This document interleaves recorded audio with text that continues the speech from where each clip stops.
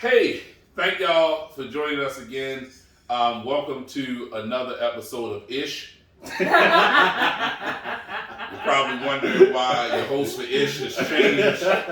No, thank you for joining us. I don't even know what I'm calling this yet. Behind the Mind again, wait a dang minute. I'm tripping on a couple of different titles for what we're doing, but we were just talking off camera, and the overarching theme is I really want to have sit-down conversations with people who are making it happen in their own way. And what I want to get to is I really want to get to how and why they decide to take the jump to put themselves out there. So I know there's 1, 2, 3, all 8 of y'all that are watching this feel a way about doing something in your life. And I'm just going around town all over. I'm from Baltimore. I don't know where you're watching from, but I'm going all around town just trying to find people and figure out what it is that drives them to be who they are and do what they do. So, if you don't know already, you can just call me just Dame. But I have 2 special guests. They are the host of the YouTube sensation that is taking the world by storm. Storm, you feel me? Entitled Ish, insert subject here. So I have Anthony and Mekia Gaskins with me today. So, I always try to start from the very, very beginning because I think it helps people kind of gain some background on who you are before we get to what you do and why what you do is so impactful and necessary. So, if you could, we gonna go ladies first. Just tell us a little bit about yourself, where you're from. Let's start with where you're from and where you grew up, what area you grew up in. So I'm Mekia. I grew up in East Baltimore. Stayed there my whole life except a brief stint I did over west, and I came right back over east because y'all some wild boys over west. But that's pretty much about me. Just born and raised in Baltimore City. Went to Western High School, Dub Love, and then the University of North Avenue, Coppin State University. That wraps me up in a nutshell. I'm a thug from West Baltimore, you feel me? Poplar Grove, no.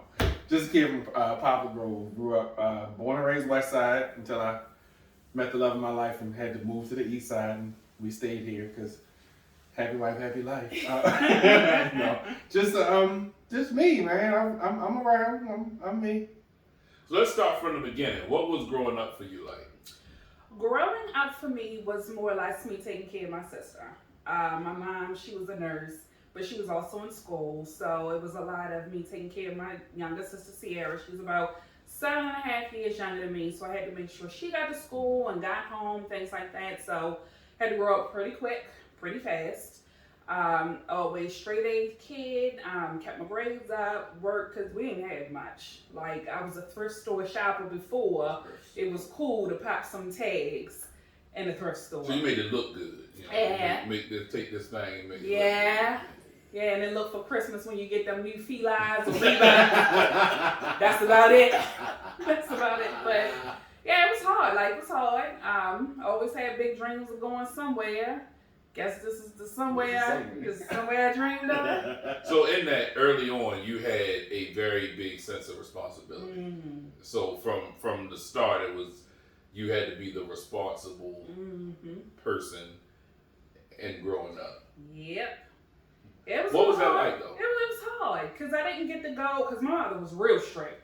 Like, super strict. There was, don't you answer the door, don't you go outside. And I'm like, Mom, I'm like 16 years old. I can't go outside. It was like, none of that. Had to be off the phone by 9, so all my friends clowning me like. And this was pre nights and weekends. Yes. Yeah, so this wasn't cell phones. No. Yeah. So anybody that's watching that's 25 and under, you grew up in a whole different era than what we did. Yes. We grew up in the time of I can't call you until after 9 o'clock because it's free after 9, and on weekends we can burn that thing up. but like early cell phone era was I got 300 minutes and I gotta use them wisely. Right. Whatever you gotta say, Right. out.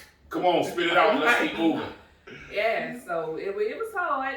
But what I can say is, rather than fall into the trap of a lot of girls, it took me to a different little path. So I'm thankful for it. Me and my sister are super close because of it, I'm more like a mother to her. I look out for her a lot. So yeah, life is hard. Pastor Cavassier. So what was growing up like for you? The typical Baltimore story. Single mom, never met your dad. It's that only child. It was rough for me. It was just me. So entertain yourself, be responsible for yourself. Latchkey kid. Was catching a bus in 5th grade. It was me traveling by myself, navigating the world by myself, trying to figure it out by myself. So you figure coming from Poplar Grove, my biggest goal was just make it out of there. Make it from Poplar Grove and be alive past 26. That was it. Can I insert subject here? It's fun fact. Shameless plug. It's fun fact. While you're talking about the typical story, I had daddy issues like for most of my life. My father was not in my life, but to this day, he lives 2 blocks down from my mother. Has always and has yet stopped by to check on me. Like he'll walk by, catch the bus, and he know because we'll drive past, we'll leave my mother's house. I'll see him outside, hey dad, and keep. I used to think that was the weirdest thing, yo. Like, so my story's different because I didn't know my dad. Like, I have no relationship with my dad. But we'd be driving by and she'd see her dad. She'd be like, just honk the horn for me real quick. And I honk the horn. I'm like, you want me to stop? She's like, And she'll wave. I got tinted windows, y'all. Like, so how?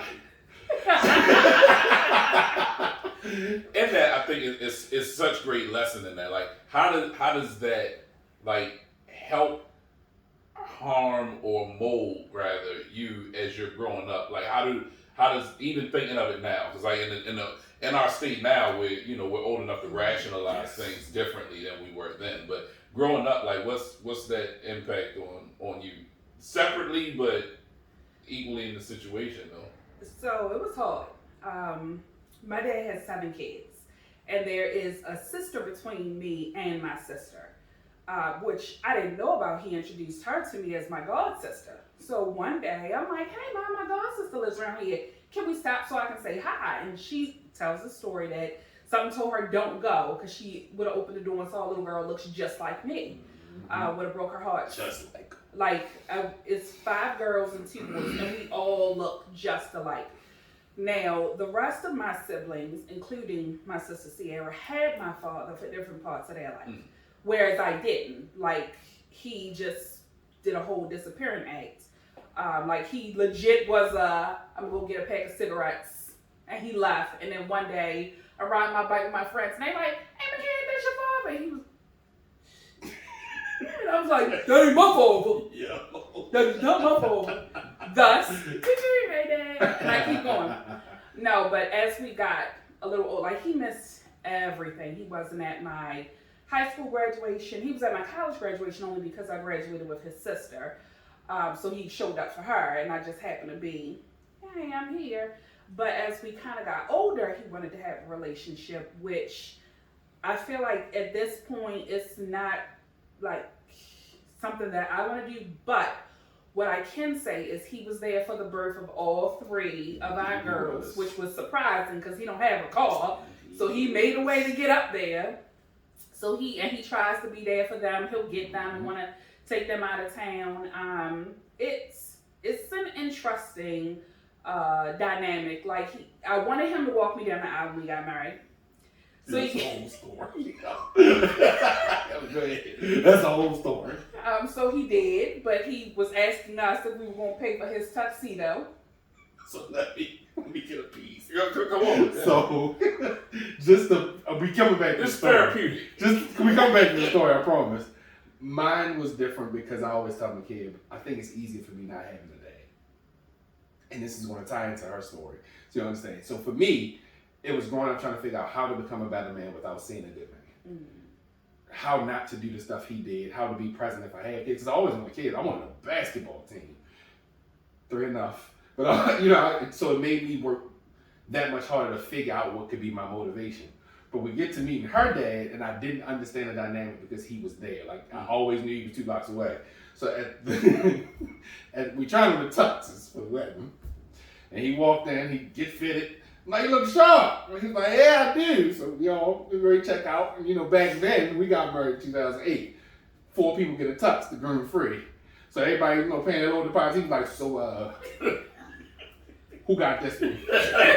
And I was like, you, my brother. I'm not even paying for mine. I don't know how you expecting. So that was weird, but then I was like, okay, is that what all fathers are like? So we fast forward, because here's my favorite story.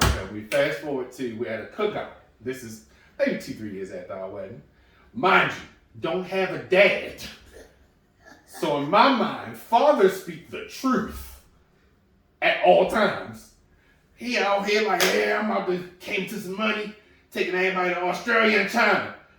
I'm like, like he mapped the whole thing out. We gonna stop over in Tokyo, then we're gonna go over to Australia. So my heart is fluttering because I'm like, this is what fathers do. So I get home and I'm dead serious. I look McKenna in the eyes and like, so we gotta get passports for the kids. Cause I'm serious. I'm like, your father said he's taking us here. So about 6 months later, I was like, so what's the move? Me, I'm the only one talking about it. So what's the move on this Australia and China thing? Cause we gotta start planning, like we gotta get there. She was like, man, we ain't going nowhere. And I'm like, no, he said it. Like, he meant that. Like he had meant the whole thing He meant out. the whole trip out for me. So me and all my siblings, we sit there like, oh yeah, word. Okay, can't wait. And old fatherless yo like, oh my God, I need a father. Apparently, we're going to Hawaii Yeah, Hawaii's for Christmas. He has a timeshare for all 22 of us, and all we gotta do is pay for our flights. Sir. I ain't believe this time. I was actually mad at him for 2 years. I ain't speak to him for 2 years. Like, I would go to his house and not speak. So from your experience was, I already know how this goes. Right. And mine is like, and yours is like, I don't know how any of this goes. Nope. So in your growing up, being super responsible for yourself and someone else, and then being responsible for yourself all the time, that responsibility, leads you through high school. You're at Western, and you're at Mighty Poly. Okay, so do you guys meet at school? We did. See that face? I wanted to move to see that face. Next question. So you graduated the same year? No, she graduated even before me. We did meet. Okay, so y'all met at school. Yeah, in the quad. And what happened? What happened? I feel like this is a story. So brief background for you guys, and us leading up to what they do now and why it's so important, and stepping out there and feeling, like, hey, I'm gonna put myself out there. I remember us having conversations that kind of led to the show. So we would have these conversations on Sundays after church. We would film service, and then we would have conversations. And it would always lead to story time. Yes. And story time would be like the most crazy stories about things that were like, that really happened in your life, but they kind of led you to where you're trying to go. So you guys meet in school. We met. I've never heard this story. Met in the school on the quad. It is her junior year, my sophomore year. So I'm sitting on the quad. It's me, it's Del Conyers, and we just sitting and chatting. And we just in the, you're in the car there probably in Weston, you out there, you're like, oh, well, who's walking around? And I see this little bad thing in this jean outfit. And I was like, oh, that's it right there. But she is walking with Pretty Derek Noel. That's my guy, man. That's my guy too. Shout out to Derek Noel. That's my guy. But they just were walking and she's smiling. He was like, hey y'all. And he said her name. And I was just like enamored, but I forgot her name. So we speak. She's like, hello. Beautiful smile. I was like, oh yeah, that's it. And then she just walked away. I was like, I know Derek ain't get her. I was like, how Derek get her? And then I was just like, forget it. So that no one gets in trouble. So after high school, you're at Coppin, and where you? I was at work. So you went straight from high school to work. Mm-hmm. So what was that like? Because the trajectory at that time, like for people who don't know, like poly, for us in our head, it's like college territory, right? Mm-hmm. Right.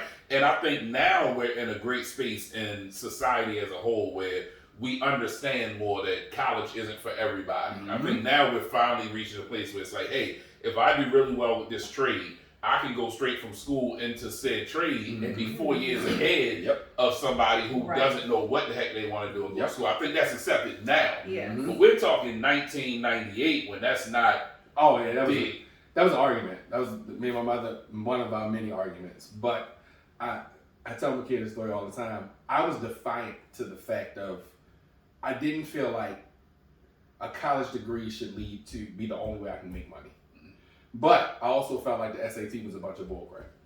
That was a tough thing for me because I'm not a great test taker, but I got like a 12 on the PSAT, and I was like, but this is the only way I can get into college. So my defiance was like, I'm not taking a student loan out, and I can do this without college. I eventually went and got an AA degree, just because. But I had already advanced in my career without it. But my defiance said, I'm going to make it without a college degree because I don't want a student loan. It's always amazing to me, like doing these, no matter how many times I think I know the person, I learned something new, but I never knew this. So like, it doesn't matter how many times I interview people, I learn something new every single time. A part of that, like what I always try to connect is like personality wise, like when I'm learning these things, how that plays a role in the person that you are today. So a part of your pushback and defiance is like what drives you in a sense. That's it. So okay, so you come out of poly and you're like, tell me what I can't do, and I'm gonna do that and I'm thing. gonna do that thing. And my mother, that was our argument, and it sticks with me. And I always credit her to being the biggest motivation, even though it wasn't the most positive. But it was what you needed. It was what I needed. You're not going to be successful without college. And I'm like, and it was the challenge accepted. So coming out, how does it work? You run into pitfalls right away, or I you just come out of high school and it's like, boom, I got a job? Surprisingly, my dilemma came out of high school. I was working at the Baltimore Zoo. And I was like, I can't do this for the rest of my life. So I went and applied at Bally's in Towson and for the state. Both offered me a job. Bally's said $30,000. Now Bally's no longer operating. Right.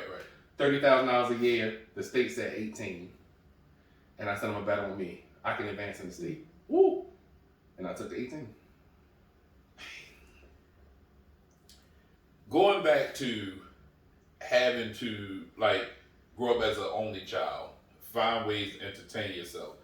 Do you think that played a role in your ability to, even at such a young age, be able to say, hey, I know me and I'm going to bet on me? Because thinking of it, when you said it, I'm like 30 and 18 at, what were you, 18, 19 years old? Yeah, 19 years old. I think most 19-year-olds are like, $30,000 is a lot of money in comparison to $18,000, but the foresight to not necessarily know for a fact that it's going to work, but literally your words to bet on yourself in the sense of, hey, I can take this 18, but I can do more with this 18 than I can with this 30.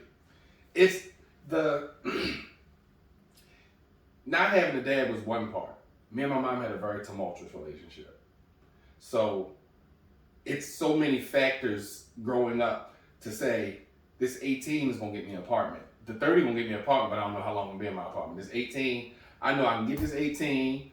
I can go figure out another hustle to make the ends meet, and I can be on my own. So I moved out at 19, and that was my goal. So I knew the state would give me benefits. They would give me a pension.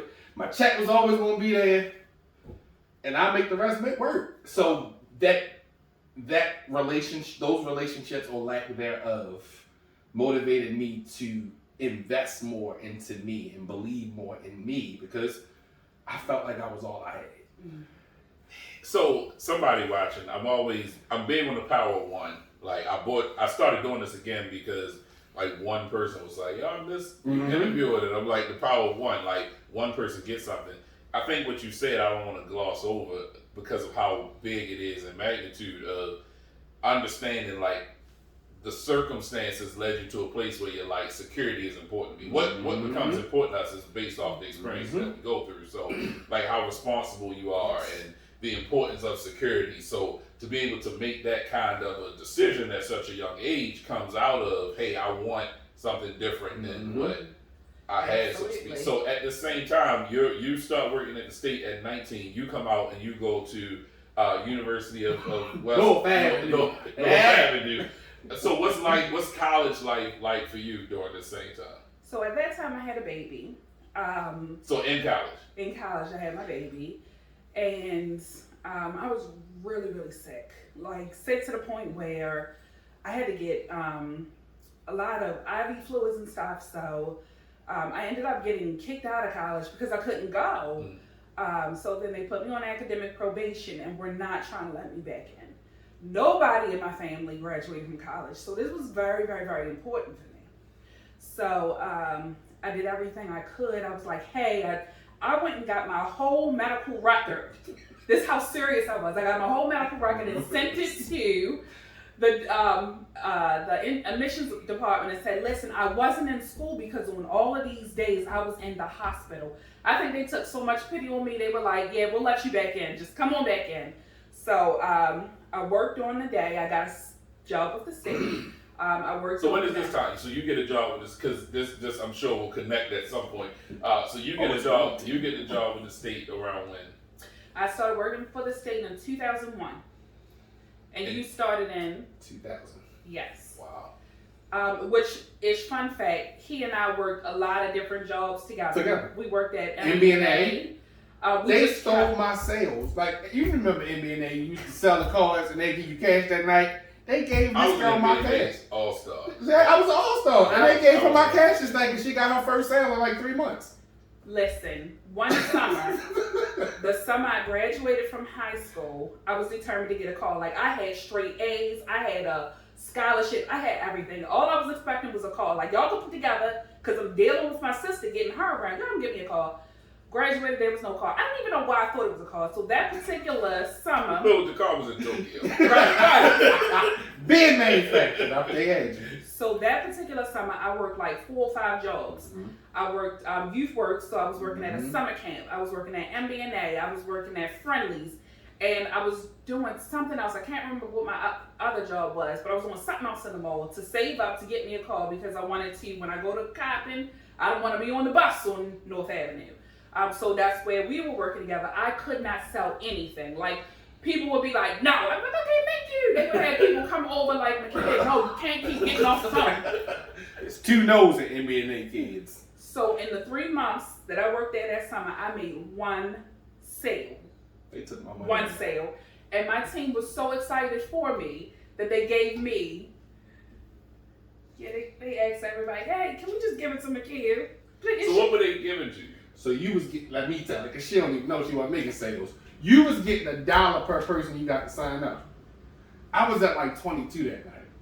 That's just cash, just to walk out, and that's not even your incentive check. So I was like, I need my cash. I gotta put gas in the pacer. And they was like, we gonna give it to she just her first sale her last day. I was like, I don't care. I don't care. So y'all figured this out later on in life. Yes. That you're the person She's the one that took his sale. Because he remembered that story. Like, that story hurt me. So essentially, before we leave tonight, you got to cash out them $22. $22. Before we leave tonight, you cash. I'm gonna need my 22. All right, so we're back then. They let you back in school. Yep. yes. So you're working at the state and going to school at Yes. the same time. I was working at the state during the day, and I would go to school at night. And I started a new job with the state. I was at public safety. They walked us around to meet everybody, and they took me to his desk. And I saw his smile. He saw my smile, and it was like, It was that familiarity. Yeah. Like, I know her from somewhere. Right. And then she smiled, and I was like, this can't be the same person. So this is when you guys meet. Yes. Like, officially. Mm-hmm. Oh man! All right, so let's pause here real quick. I want to take a quick break. I want to come right back, and then when we come back, I want to jump into how you guys get together, and then I want to get to like how you get the gumption to say, because I mean we're in the world of the internet. Like, what made you say I'm going to put myself out there enough to actually do an internet show, and definitely want to get into how you guys get to the topics that you get to, because it is truly indicative of the title, Insert Subject Here. So we'll be right back. So this has been a very interesting conversation that I'm sure is getting ready to get even more interesting. But every Wednesday, make sure you check out my friends Anthony and Mekia Gaskins in their show, insert subject here, where they talk a little bit of ish. So now let's get back into the conversation with them talking some ish. All right, so we're back and off-air conversations. Absolutely hilarious. Kind of much like your show. So your show, which is what brings us here, every Wednesday, right? Every Wednesday. So every Wednesday, what number episode are we up to now? 52. Yes. So this has been a full year. Full year. Oh man, even if you gotta make some noise. So 1 year anniversary. 1 year and have you ever missed a week? 1 week. 1 week because So- we both had COVID. Oh man. That was the 1 week Man. that was just like. I It mean, was like, no way. I would have recorded from the hospital. I ain't gonna lie to you. That would have been dope. It would have been dope, but it would have been It hard. would've been dope. It was hard to talk. You know, it was hard to talk. But, so, all right. So when we left off right in college for you. Mm-hmm. You're working at the stage. Yep. Y'all come across each other. Yeah. So what is that like? So for us that don't know, as we're leading up to where we are now, do you guys just see each other on the first day? It's like magic, and we're together. So the weird part is it was kind of like, it was, if you could say love at first sight, I guess you could qualify it as that. Because from that point on, we just started having lunch together, we were talking, but it was nothing like sexual or wasn't anything like we getting together, because he was with somebody at the time, I was with somebody at the time. And so we would just vent about our relationships, we would just talk about what was going on. Y'all were doing everything wrong. We were. Probably. Y'all like work wife, work husband. Definitely. Yeah. Oh, man. I'm gonna go on a limb and say definitely. Oh man. But it Like got she brought me some salmon cakes. It was all over the salmon cakes. yeah. She made That's how me they get salmon cakes. it It was was cook over. for you. You gonna have lunch now? You got peanut butter and jelly. You gonna eat? It's all over now. But it got to the point where I helped him plan his proposal to his girlfriend before me. Has this been on the ish yet? The proposal story? No. So we get an exclusive. Okay, so this is good. So Yes. so you help him plan his proposal. Yeah, so back in the day, there was this place called Circuit City. Oh, this is ancient. Oh, it is. ancient. And so new movies and music would come out on Tuesday. And so he was going to propose to her while watching the movie Brown Sugar. And he was going to cook for her and all of that. I did cook. The ironicness of the movie Brown Sugar, when you think about that now. Oh, you saved that. So there was a particular song that he was going to retrieve the ring out of his shoe while he was down on one knee and propose to her. What So, song was that? I don't know. oh, you She know, played it. it was an India. I see what I did there. Yeah, I see that. It was the India song. I thought it was the I thought you were gonna say the Common Act about you song. Wasn't that from that movie? Yeah, Yes. That was a Do You Know Yeah, but I don't remember what song. That would have been a heck of a song to propose. It would have been. Yeah. So I'll never forget that day. He went to Circuit City, got the movie, came back. He went on his lunch break, came back, and then he was leaving early. So I was like, okay. He came to my office and he was like, I'm about to go. I'm going to get dinner started. And I'm like, oh, all right, are you nervous? Are you excited? What's going on? So he left. And then I'll never forget when he left, I was like something hurt. Like, oh, he's really going to do this. And I was like, I think I kind of like him. I think I kind of like him. Wow. It's fun fact. I went to her desk because I wanted to be stopped. Wow. And I thought she would stop me. And she didn't. Mm. So kind of my evening, like I know in her mind, my evening it went like fireworks. My evening was shot. Because I was like, I kind of feel like I wanted her to stop me from doing Wow. Yeah. So, And then the next day he didn't come in. So I was like, Oh, he had a great oh, night. yeah, great. Oh yeah, because in our heads we kind of play up things. Yes. Yeah, you know, we finish stories for Right. ourselves. Right. Yeah. Bruh, nothing happened in the boom room. It was So did you propose? I did. And did she say yes? Yeah. But it didn't go nothing like Mekia playing. It didn't. And so. Because I think the idea of being engaged in conversation with her was more important to me than what we were planning. Mm. And then when it got to seeing, I don't feel this way when I'm talking to this person. but I feel this way with her. I was like, when I tell them to leave, this is what the movie gonna happen because I'm big on love movies. When I tell them to leave, she be like, no, don't leave, you're mine.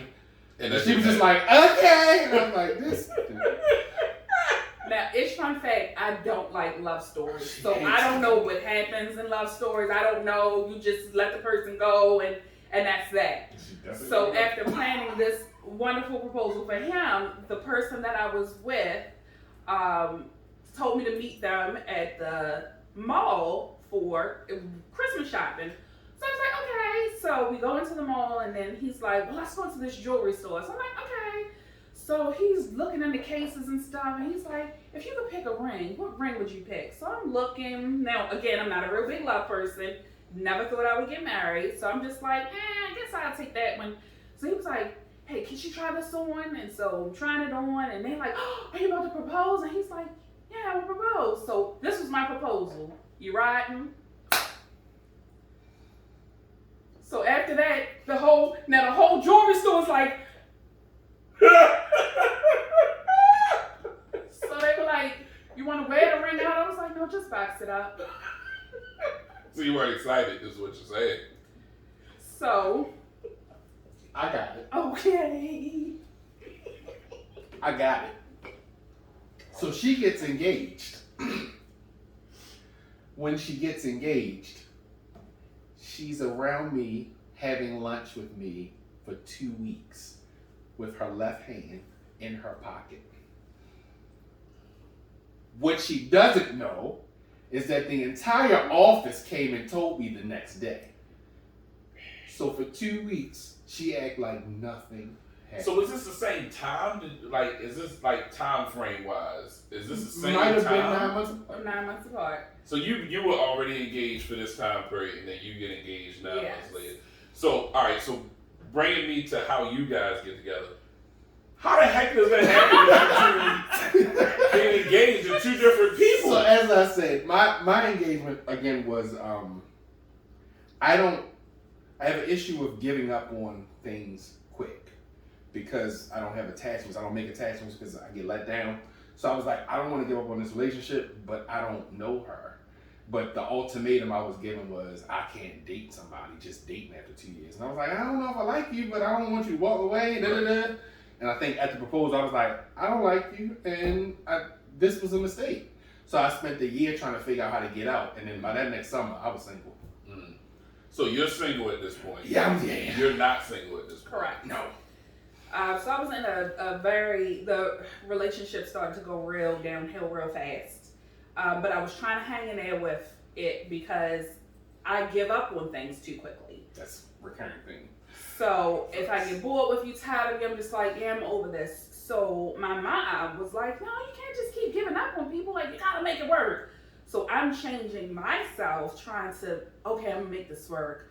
All right, I'm gonna try something else. I'm not gonna be this Mekia. I'm gonna be this Mekia, trying to make it work. And you can only pretend to be who you're not for so long. And it just got to be so tiring that I was like, I just can't. I can't do this. If this isn't working, then it's not working. So, ish fun fact, he got up to leave for work one day. I got up with him. He was a truck driver. He got up 5 o'clock. I packed up all of my stuff, meaning my clothes and everything. And I was out and at the gym by the time he was home from work. Cold-blooded. That's Cold-blooded. yeah. So, I mean, to the point where I took the dirty clothes out the dirty clothes hamper. So I'm on a treadmill at the YMCA. He called like, did you leave me? I was like, yeah. He was like, where you at? I was like, at the gym. He was like, I'm on my way. I was like, maybe I shouldn't have said I was at the gym. Yeah. There's a lot, ain't it? Yeah. So, wow. All right. Yeah. Man, the things that you learned. So, okay, so you both exit these relationships. Yes. Do you guys immediately get together? No. So it takes some time. Yeah. It wasn't a ton of time. I would say probably took us about 6 months or so. But I had been single for a while, and I never said anything to her because I didn't want to force anything. Right. Like, if it's going to happen, it's supposed to be, it's going to be. If it's not, it's not. So I didn't want to say anything. So I'm still pretending like I'm engaged in a relationship. Not saying a word because I don't want to force it. I want her to just. So we go on and she's finally single, and I was like, all right. So I don't know how this looked. And then what kind of, and I'm not gonna say sped it up, but she was moving into her apartment. I was moving into another apartment from my old apartment. And her mother, I was talking to her mother, she was like, I don't like where she's moving. And I was like, where is she moving? So I went out there, I was like, I don't like where she's moving. Jesus, I don't even know what she's gonna do out here. So I was like, and I had an apartment. I called her and was like, listen, I'm not gonna sign this lease. I'm gonna move out here. So I moved around the corner from her. And her mother was like, thank you. So it was like, I want her to be safe. And I was like, I'm putting this girl above me because my apartment was lit. Like, where I was gave her your... No, I left to move into this because ruffian of a neighborhood. I'm very frugal. She cheap, I'm very cheap. And I was like, it's only a place for me to lay my head. Like, it's a transition place. I'm leaving this person. Gangland. Yeah, it was. But it was cheap, and so it still afforded me the opportunity to do all the things I wanted to do. I could still go out and shop and all that trash and stuff. Gangland. It was. They stole some stuff from me, and I was like, All right. So so after that happened, Yeah. so once we get to that point, so we are at this juncture. We're like, all right, so we should start dating because I don't want you to jump out here with somebody else. I can't watch that twice. So we started dating, and then I think 7 months into my lease, I was like, yeah, we might need to just consolidate into one place. But I continued to pay for my place just in case. This is like a few years after. About a year. yeah. I mean, but after meeting at the state. Oh, yeah, it's a few years. Yes, this is like a couple years. This was about, we met 2001. This was about 2006. So this is good because I think this gives us all like background and insight into like what makes your connection so great when we're watching you on, what's screened for us, but like we're watching your podcast, your show. Like for us, it's like you can see the connection, and now getting the backstory to why the connection is what it is helps even me. Who I think I kind of know you guys, and I'm like, I didn't know you at all. My gosh. So, what makes two very independently successful people in their own right? You guys have what most people in this day and age would say, hey, you guys are living the American dream. Like, you have great jobs at the state. You've been there for years upon years now. Beautiful kids, a nice home, white picket fence, and and imagery. What makes you decide, all right, we got all this going on, and we're going to start a podcast together?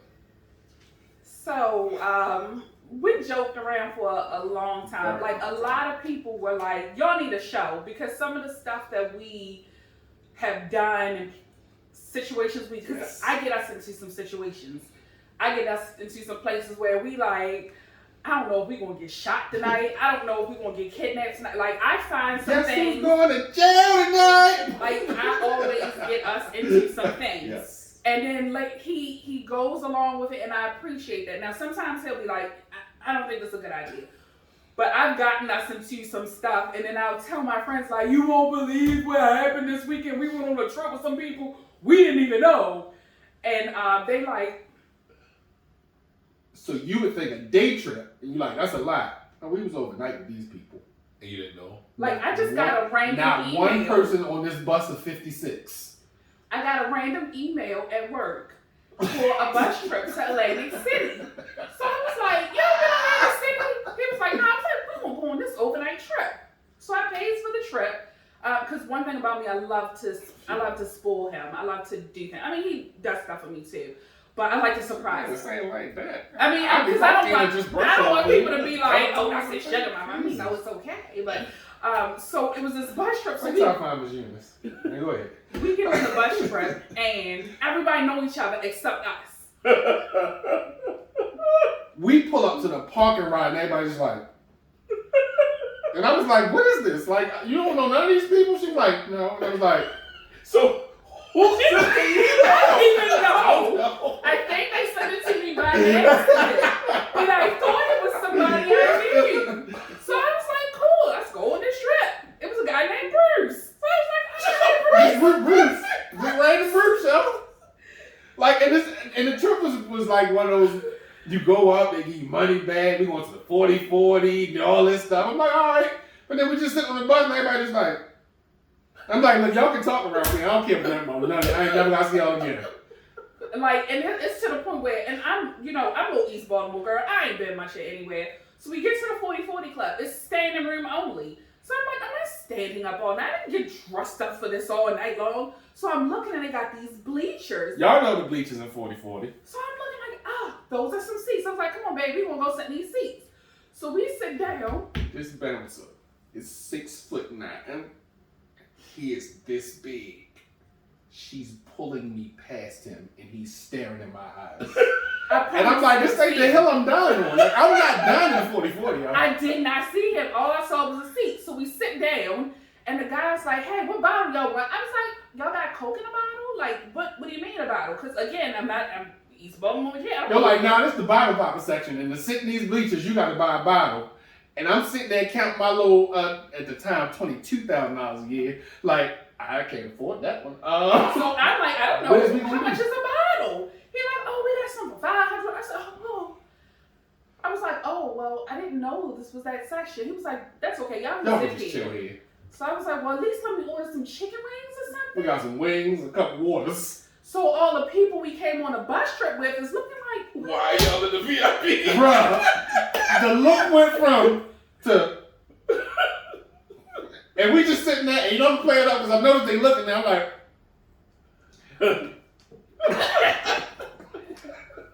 so we take the cab back. no, Okay. Walk down the steps. She was like, how long that guy was standing there? I was like, this whole time. So I finally saw the bouncer. I was like, now mind you, I took him here for his birthday. So we going back down. I'm like, hey, my man, it's my man's birthday. This brother gives me a dap. I'm like, it's your birthday? And remember when Damon met Money Mike? Yeah. And he dapped him up and you heard the sound go whoosh. That's how he pulled me into him, and I just let it happen. I wasn't dying that night. So the next day, we going back home with these people on the bus. Now we watching a movie. All of them are in this movie. So they're like, oh, this is my part. Because you know how they play the movies on the bus? So we looking like, oh, okay. Wait a minute, they were in the movie? They were in the movie. Whoa,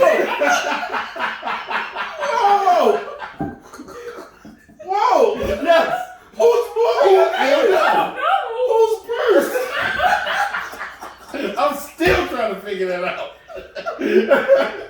And they all in the movie like, yo, here come my part right here. And I'm just like, how did this happen? Like, we in the back. How did this happen?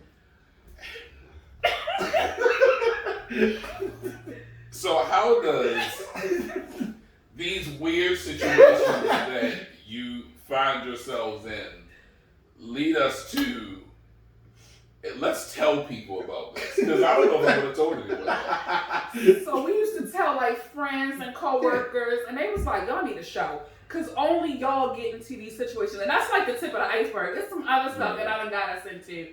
And they like, y'all really need a show. So they have been saying that for years. So we were like, nah, we're not going to do it. So then one day, during the pandemic, we just started watching YouTube. And I'm like, I can't believe people pay people just to vlog their life all day long. Like, is that what they do? And I was like, we can do something better than that. I said, Anthony, we're going to start a podcast. And I was like, are you sure? Because this equipment is expensive. So let me know you're serious. And she was like, I'm serious. And I was like, then we'll learn and be better each episode, because that's all we can do. Mm-hmm. But sharing the stories is the easy part to me. Because So when you guys jump into it, right, do you research this heavy first? Because I know you said you started watching, you were like, hey, let's figure it out. So you do your research on it. You're like, this is what we want to do. You come up with the name. How does that happen? You come up with just sitting at the table talking. And just like, hey, let's we can talk about everything. We can just call it inserts up in here. She's like, yeah, that's it. All right. Wow. So you come up with a name. Mm-hmm. Name is dope, first of all. I think it's one of the dopest show name, like, because it encompasses everything. Right? So it's insert subject here. All right, so you come up with a name. Post that though. I know starting out, you guys were like a little like toe in the water with your subjects. So what shifted and like it? So help us with like your early episodes were more like PG, let's try to be as comfortable as possible for everybody. And then I noticed somewhere it shifted the way you guys were like, all right, this is us. Yep. How does that happen? The research, when you start doing the research and you see what it takes to be monetized, they hide all the criteria. Mm-hmm. So in the beginning, I'm like, well, we can be monetized anytime. I don't want to miss out on no money to spend all this money on this equipment and stuff. And then when you finally do more research and realize you gotta have 1,000 viewers and this gotta be here and that gotta be before you even consider. I'm like, say you can't strike me for anything, and I felt uncomfortable. I think it got to a point where our conversations in the beginning were so kind of scripted without being scripted. And I was like, this is uncomfortable. Mm-hmm. Like, I don't want to, like, if it slip up, it slip up. It come out. Because I've never been worried about people. Mm-hmm. But I've always been worried about, let's make sure this makes sense if we're going to do it. So if it's going to make sense and there's monetization in this, let's do it the right way. But I realized we ain't no way close to being monetized. All right, y'all gonna get all of me. Mm-hmm. So do you think you guys are way more authentic now? Yes. I mean, I know the answer to the question, but I'm just saying, for somebody who might they stumbled on this and they're like, hey, I really like the show. Mm-hmm. Like, how much of what I'm asking is how much of this is really what I would get from you on a regular day versus just the preparation for a camera? I would say it would be between 80 and 100% because I have a potty mouth, so I really couldn't. So you really hold back a little bit. Yeah, because I don't want my mom watches. My kids watch. Shout out to mom and kids. Hey, Nana. So I'm very cognizant of not slipping up and saying a potty word more than just letting everything else go. So that's the only reason why. So y'all get everything but the profanity. Yeah. Well, you've made famous. I have a question. that is now. I actually see people doing it now where they're like. I have a question. So definitely impact. So tying everything in, like from beginning to now, like the sense of responsibility, the sense to prove to yourself even, like, hey, whatever this thing is that I feel like people or me are saying that can't be done, I'm going to do this thing. How much did that stuff play into, because it's a big decision to decide to put yourself out anyway, because you're opening the door to all kinds of criticism and as people, no matter how much we're like, it doesn't bother me what people think, we still take that in. How do y'all deal with that part of it? Well, we've had so much criticism because people don't know our true story. They think everybody thought at work that we were screwing around when we really weren't, which is why everybody ran to him and told her, you know, she's engaged, right? Because they thought it was all the ladies. Because y'all were work wife, work husband, so all the ladies came and told me the fellas ain't kid. So, and then everybody's like, oh, she left her fiance for him, and he left her for So we are dealing and have dealt with so much of that it was like, for anybody to say anything, we don't really care because we know the true story. So we know, of course, with going into YouTube, that people are going to have stuff to say, people are going to be negative. A lot of people will point out, well, y'all should do this, and did you notice your numbers didn't really hit this week, and y'all are having a decline. And we're like, okay, but we're doing this because it's fun. I was going to ask you that, I want to know too, because we've had offline conversations, and one of the biggest things the hurdles that I had to personally get over was in doing the first set of podcasts that I did, interviews that I did.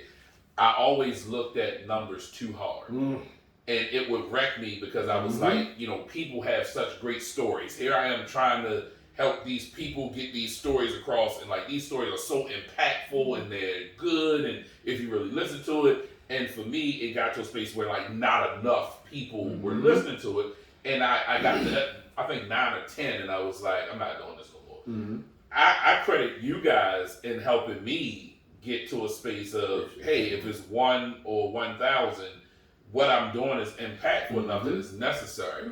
What I want to know is how you guys got that, because mine comes from talking to y'all. What happened with you guys that let you feel like, hey, it don't matter who watching, we're doing this because we love it, and that's enough? Like, where did that come from? Once you start digging into what numbers are looked at by YouTube and what they give you in the analytics, you learn that it's not just about the views. So we were looking at, like, in the early on, I think people just wanted to click in to see. And they were clicking in to see, and we was 190, and I was like, oh man, this doing a lot better than I thought, but I never took it to like, oh yeah, we made it, because I was like, it just don't feel right. And the more numbers we got, the more we realized people was only watching like 2 minutes. Mm-hmm. So you watching us for 2 minutes, and there's 300 people watching us for 2 minutes, you ain't even get past the intro. Right. So when we started, I think it really clicked when we started being a lot more authentic. We noticed that the number went down to 30 to 40, but the view time was like 28 minutes. That counts. Yes. And it's not just the views, so I thought it was always the views, because that's the misconception of YouTube. It's all about views. It's not. It's about how long people watch you. And I think once people started watching us longer is when Airbnb reached out. Mm-hmm. And that's what clicked for me. Like, it's not the views anymore. If we can keep people attention. And So we've been doing that. They're engaged. Yes. And because they're engaged, now Airbnb, shout out to Airbnb. So before we jump to topics, I want to end on topics. But since you went there, let's go there. So I am like, man, Airbnb. I like you too. So to that point, you guys did a couple of shows on like traveling. I know you guys love to travel. Mm-hmm. So you did a couple of shows on traveling. How does that work? So you travel a couple of times. You go to Airbnbs. You talked about the Airbnbs. Do they just reach out to you like, hey, y'all killing it, y'all want to stay in this, but like you guys now have a deal with Airbnb. So what happened was, I got a random email one day from Airbnb, and they were like, hey, thanks for the love, we want to show you love back. So they said, we're giving you a gift. So I told him, I was like, oh, Airbnb is giving us a gift, I don't know what it is. So they sent me a tote bag to use for the travel. I was like, oh, that was super dope. And we take it everywhere. And we do. But what we started noticing is, so we have a deal, but not really. So you could look at a place on Airbnb for the exact same time that I do, and my price is lower than your price. So that's a deal. And we had Airbnb hosts where we stayed at one place, the Cinema House. They reached out to us and said, hey, we're opening up a brand new property. We want to give you guys first dibs on any date, and we're going to give you a very, very nice rate. So we're taking the kids after Christmas there to stay through the new year because they just gave us an unbeatable deal. And all of this came through the show. Episode with 50 views. Right. So here's the thing. So you may see these family bloggers and these people that are really known in the YouTube community that have like 3 million views. But out of that 3 million views, it might be just a 1 minute clip where somebody was watching something and it clicked over to their video and they were like, oh, I'm not watching this, so they turned it off. So you're looking and seeing that you got these 3 million views, but people aren't engaged. Whereas with us, you look and you see most of the time of the episode, people are staying all the way through. So there are different types of influencers. So we're considered a nano influencer, where we have under 10,000 followers, and businesses have made it their business to deal with nano influencers because it's authentic. And they know that the people that they're touching is actual people and not people that you bought. Because they ain't looking at your views, they're looking at how long will people engage with you. Now let me ask an introspective question for both of you. You've been the type of person you said who is committed to things and hey, I'm gonna stay in this. You've been the type of person who's like, hey, I'm out, don't look right. What was it like to stay in this and be committed for this long? Because to make it a year, despite whatever the views are, if it's one person, if it's 10 million people, to have that commitment piece of does it mirror almost relationship? Because you guys have been married for how many years? 13. Right. So I mean, to make it that long, you ain't ran yet. You ran on yet? Yeah. So what was it like to make it through this year of shooting that many shows? So there was a period where Anthony was like, maybe we should just like fall back on this or something. And I'm like, no, let's keep going because let's see where this goes. So what we started doing was looking at different periods of time or different posts and YouTube videos. Everything kind of takes a dip in the summertime because people are outside, they're not really watching. And then views start to go back up as it gets cold because people are back in the house. So I said, let's go through a full calendar year. Let's switch up things. So we switched up how we name our videos, tags that we put in the videos, things that we talk about. So we learned like people really aren't into horror movies. I love horror movies. That the hard way. So those are some videos that don't really get a lot of views. We noticed that vacations really do get a lot of views. So we're going to put more of that in there. And we're going to try this next year to figure some things out. So the first year was like tests. And then the second year is, okay, let's put some things into action on purpose so we can figure out what's really going to hit. And then let's see what we really want to do with this. Because we started out just really doing it for fun. And we've grown. I know when people look back at the first 10 episodes, you're like, oh my God, what did you shoot that with? Right. A flip phone? I said, let's get better each episode. Let's make the content great. Let's make the presentation great. And we've been doing that. But behind the scenes, we talk about everything. We get into debates about everything. And that helps us get through the rough patch of, I don't want to do this no more. Because I just take a lot of work for this. Something that you said I don't want to gloss over, and I really want people to get, because it's like, at this point, it's like the mantra of my life, like that your passion leads to your purpose leads to your paycheck. So in hearing what you said, like, hey, this is something that we started doing for fun. It's something that brought us joy. In doing that, with all the rigors of life, like the regular 9 to 5 and working at the state, you know, that can bring you joy, but this being something that brings, you know, a different kind of fulfilling and joy, in that you reach people purpose, and then, you know, hey, if I'm saving a couple of dollars, whatever, that gets me to the paycheck piece. What kind of, and you know, it might sound like a silly question, but it's not. I'm asking for a reason. What kind of feeling do you guys get from knowing, hey, we made it a year with this thing? It's amazing. Like, I really didn't think we would make it this long. I really didn't think people were hanging there with us. Like, we have specific people who will definitely watch and definitely comment. We have, like, his boss. He works for the secretary of his department. His secretary watched. Who I never mentioned anything about a YouTube page. And it was on purpose, because I at work, I'm... Right. So, he walked in my office one day, he was like, I can't believe you. I was like, can't believe what? Like, I'm a political special appointment. You got, help me understand what you can't believe. And he was like, you got a whole YouTube page and never told me. My son Tay now, I got him watching all the episodes because he wants to start a podcast. Wow. Shout out to the boss, first of all. Shout out to the boss. My guy. But even in that, though, the purpose piece of the inspiration that comes from doing what it is that brings you joy. And I think that's what I really want people to get, is a sense of doing what it is that brings you joy. It's still fun. Yeah. I love that it's still fun. I love that so many things have spawned from us waking up saying we want to start a podcast with a camera phone.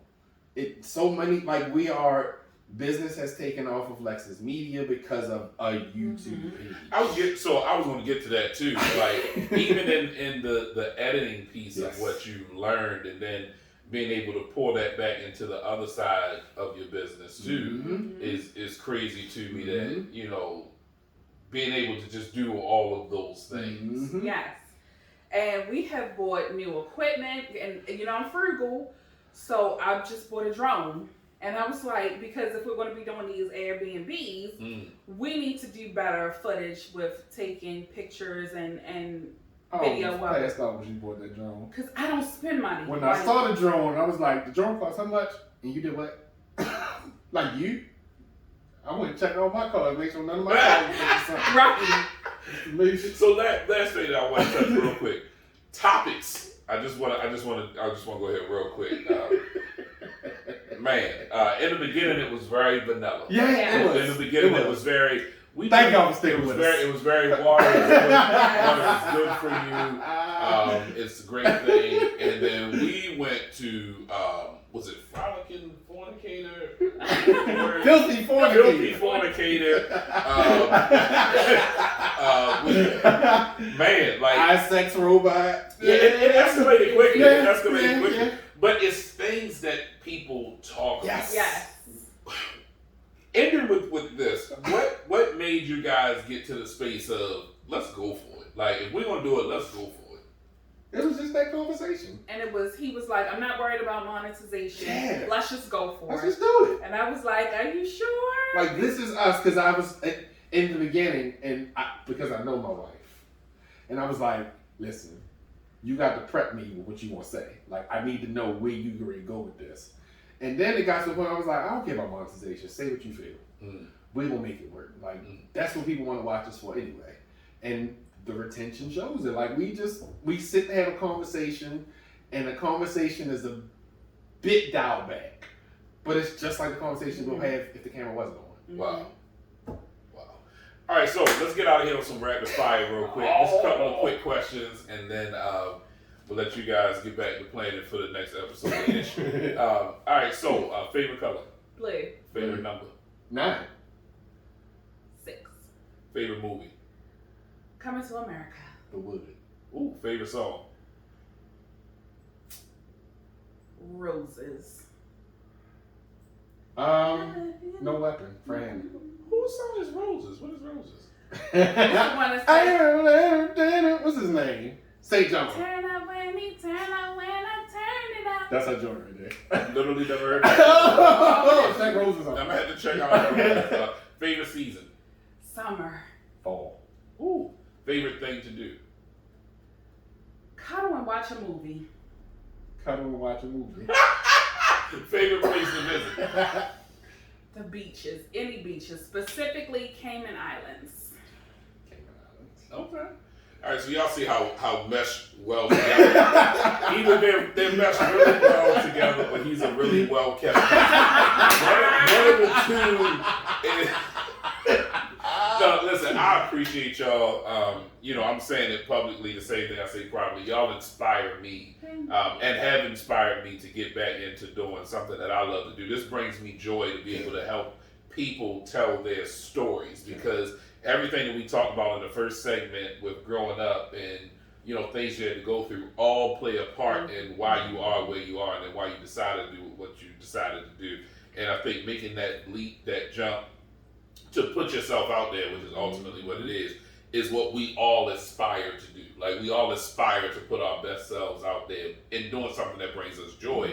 I just think for many people, they struggle with how to do it. So hopefully these conversations help with doing those kinds of things. And thank you for always being so supportive. Yes, we appreciate it. I really appreciate that. Just do what I do without doing. But one more time, y'all tell everybody where they can tune in. And you can tune in on YouTube, insert subject here. We also have an Instagram page, insert_subject_ here. Facebook, insert subject here. Antmo99 on Instagram, because my reels be killing it. Yeah, he do be killing it on reels. I love the newest thing y'all just added, because I'm a foodie. So the new Fat segment, Boy Fridays. the new segment that y'all just added, Fat Boy Friday. I am such a foodie. I'm sitting here right now thinking, how much longer we got left in the show? I'm fitting to eat, I'm loving that. So again, thank y'all for everything that you guys provide, for being so open and transparent, and congratulations again on one year, total year of doing what you do. Make sure y'all tune in to Ish. Every Wednesday, a new episode drops. And wait a dang minute. I'm doing everything. Thank y'all for tuning in. Peace.